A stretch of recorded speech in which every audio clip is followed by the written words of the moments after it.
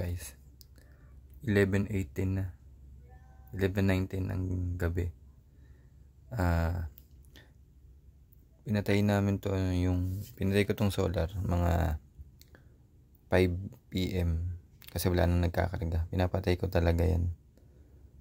Ayan, ang nakaload dyan ref tsaka mga electric fan. Hindi ko muna sinama yung aircon kasi tinatansya ko pa kung kaya niya, or tinatansya ko pa yung oras kung kayang umabot ng magdamag nito na ang load ay ref tsaka mga electric fan. Yan, mga ilaw. Yan yung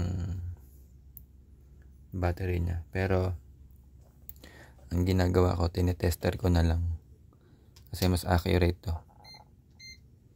Tingnan natin kung ilang voltahe yung battery. Lang, hirap nang walang katulong. Ay, wait lang, naka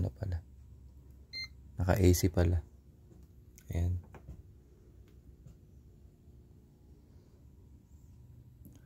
26.44 volts. So okay pa, safe pa yung battery natin.